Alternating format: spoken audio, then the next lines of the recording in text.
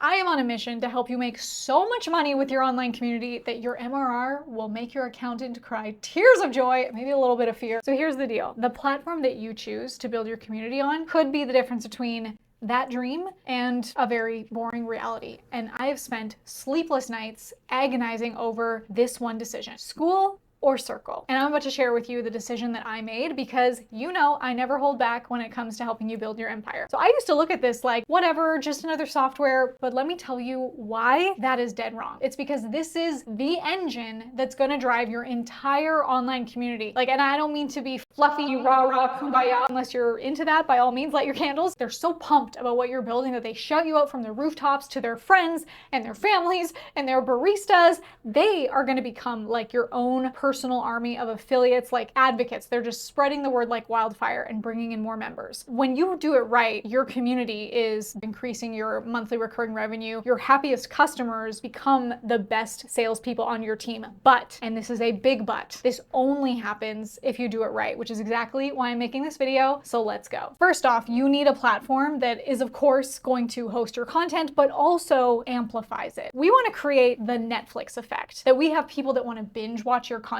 but not that it's like a junk drawer of options that you end up just getting overwhelmed and not watching anything. If you ever had a movie night where you just end up watching trailers all night and you never even pick one. So your community can't just be like slapping up a few videos and hoping people stick around. We are building a community that is dynamic, engaging, and most importantly, profitable. And to do that, you need to pick the platform that's going to make all of that effortless for you so that you can just focus on delivering and fulfilling instead of getting bogged down in all the tech. So what if I told you there is one feature that could take this whole amplification thing to the next level? And it's something that doesn't just keep people watching, but actually keeps them coming back day after day, hungry for more. I'm gonna get to that in just a minute. Now, when I was weighing Skool against Circle, I wasn't just looking at functionalities, the bells and whistles, and this is what you need to consider too, is look at the bigger picture, the long term. I need a platform that can grow with me and that can handle not just where my community is now, but where it's going to be 6 months, a year, or 5 years from now. And I say this because I have seen firsthand what happens when you make the wrong choice. You end up with a community that is stagnant, members that are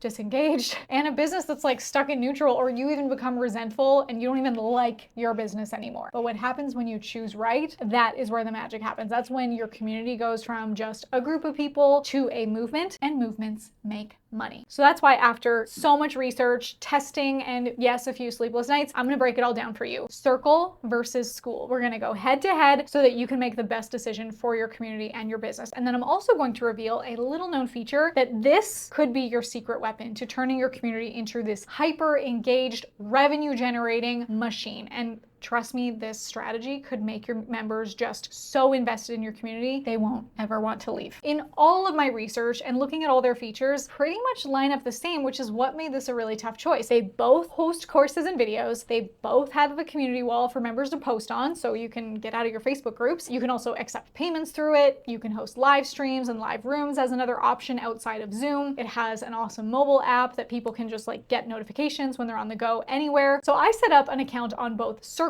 and Skool to scope it out. And while I was scoping it out, I asked some of my friends what they thought. And with all these opinions, I had some moments where I was like, okay, it's obvious Skool is the way to go, especially when I heard from friends who raved about its capabilities and the clean interface. But then there were Circle enthusiasts like Alexis who made a really strong case for Circle's insane data capabilities. And the way that she described it, Circle is like a full-blown data powerhouse that lets you see exactly how your members are interacting with your content. So for someone that lives and breathes data, this is a huge selling point. Like, who wouldn't want to get inside the minds of their community members, and so that they can use that data to tailor every aspect of their experience. So at this point, I was deep in analysis mode. I'm juggling all these features. I'm trying to figure out which one would serve my community now, but also support the big vision I have for it down the line. And so I kept thinking about how important it is to not just host content, but we want to create a dynamic, evolving space that keeps members coming back hungry for more. And honestly, both platforms had hooked me in different different ways. And so the more I dug in, the more I realized that this wasn't just about features or data. I need a community that's not just about content consumption, but about real connection and engagement and growth. So I had to ask myself, and you should ask yourself this too, where I wanted my community to be a year from now, 5 years from now. Would Skool's straightforward interface be enough to sustain that growth? Or did Circle's customization and powerful data insights give it that edge that's going to make it just completely something special? And it wasn't an easy decision to make. There were moments where I felt like, I don't even want to make this decision, I'm so stuck. But as I continued to weigh the option, I started to see the bigger picture and the choice became so clear. So I'm going to reveal exactly why I ultimately chose, drumroll please, Circle, and how it's going to help me not just build, but scale a thriving, engaged community that stands the test of time. And there's one particular feature that completely sealed the deal for me, and it is something that could completely change how you run your community too. So before I get into that, let me walk you through a few more key differences that tip the scales in favor of Circle and why I believe that it is the ultimate platform for serious community builders who are in this for the long haul. Now here's the thing, up until recently, Circle was missing one major feature that almost pushed me towards Skool instead. Even though I love Circle's layout, I love its interface, I think the ability to customize everything down to the colors, while Skool on the other hand, every community I was in kind of looks the same. There was one thing that just kept bugging me, is that Circle didn't have a built-in gamification feature, and here's why that was a big deal to me. Gamification, not just a buzzword, it is the secret sauce to keeping a community engaged and motivated and invested for the long term, only going to increase your MRR. I love the Charlie Munger quote. He says, "Show me the incentive and I will show you the outcome." When you can incentivize your audience, the entire community and you are far more likely to get the outcome you want. Because when people are incentivized for their engagement, whether it's like reaching new levels or earning points or collecting shiny objects, they stay motivated and they keep coming back for more. So if you think about it, it's like, it's the same reason that people will return to workout classes that celebrate their progress with leaderboards and competitions, or why people will keep coming back to a coffee shop to fill up their punch card. It's like there's this sense of accomplishment as they level up, or the,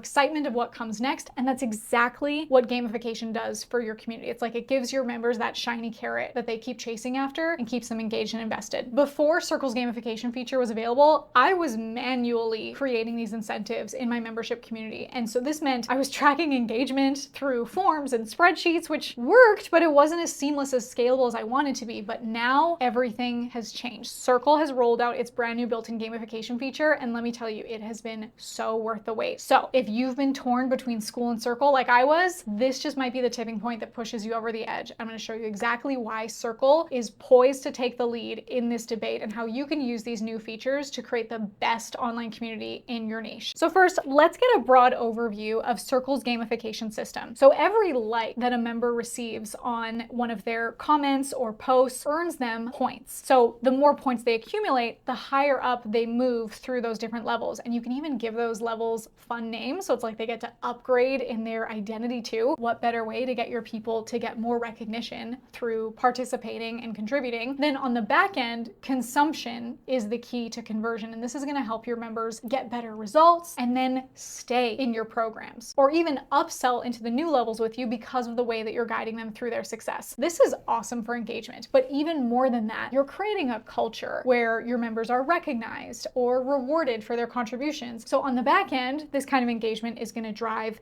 better results for your members. It's going to keep them invested in the programs, even encouraging them to cha-ching, upsell into the new levels of your offerings. So when you're building your community, get creative with how you name the levels after fun milestones that is going to resonate with your community's theme. Like if you're a fitness community, maybe you want to name the levels after fitness achievements like Rookie Runner or Marathon Master, which again installs a new identity that they're eager to grow into and then creates that stronger connection between your members and the community's goals. Now let's dive into the leaderboard, because a little competition can make you a whole lot more profitable. You know, some people say that like they don't care about competition. I don't believe them either. Whether we admit it or not, there's something about seeing your name at the top of a leaderboard that just feels satisfying. And more than just building status engagement, you're also creating an environment where your members are motivated to contribute more, and then ultimately they're going to get more out of the community. They get what they put into it. So here's how this works. The leaderboard showcases the most active members over different time frames, 7 days, days, 30 days, or all time. And here's why that affects how your community interacts. So for example, Lefty here, he's one of our VIPs in the community. He is always showing up, he's hyperactive, and he obviously has the results to show for it. He's currently at the top with 21 points. But what's interesting is how this visibility encourages other people to step up their game. So let's say you've got this member named Sarah, and up to this point, she's been a bit of a lurker. But then she sees how her activity directly impacts her standing in the community. So she starts to quietly contribute some more great content, starts to get noticed by the community, which then gives her even more motivation to contribute even more. Now, Sarah sees herself climbing up the leaderboard.